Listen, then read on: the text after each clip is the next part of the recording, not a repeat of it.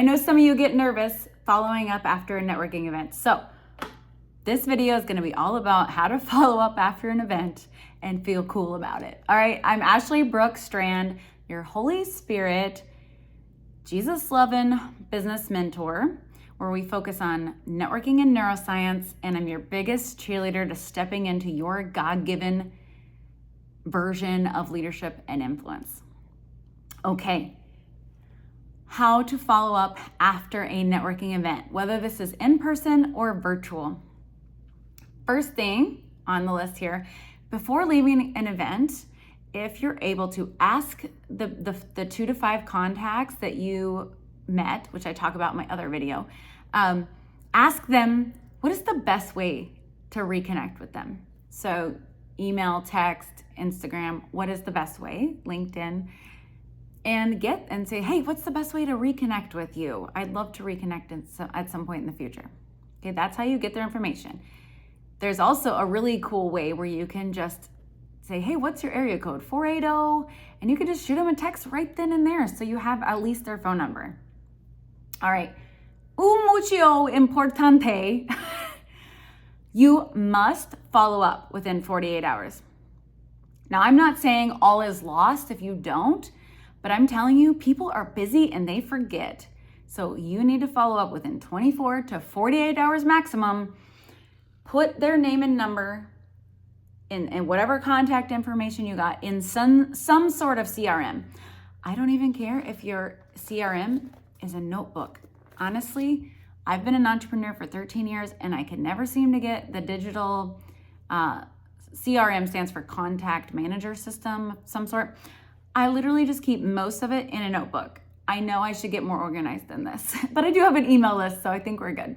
So next, go find them on social media, whether that's LinkedIn, Instagram, Facebook, whatever, and go make a meaningful comment on a couple of their posts. Don't overdo it because you'll seem like a weirdo. 1 to 2 comments on 1 to 2 posts. 1 to 2 comments total, basically, is what I'm saying. Okay, then invite them to something that would benefit them. Okay, so this is how you can reconnect without being like, which, by the way, in my other video, we talk about you're not trying to sell them right off the bat. You're trying to make a deeper connection because maybe they aren't ready to work with you. They don't need you, but they have lots of referrals for you. So you invite them to some other event or some other, maybe to be on your podcast or some other networking event, whatever it is that would really, really benefit them. Or if they're too busy, offer to promote their latest thing, their latest book, podcast, their freebie. I know even if you might think they're your competition, which most likely they're not, but offer to promote something for them and then just do it and tag them in it. You could just say, hey, what are you promoting right now? And they'll say, oh, this freebie, or oh, this book, or oh, my program. Post it for them. Share it to a few people. Like when you do something for them first, they tend to want to reciprocate.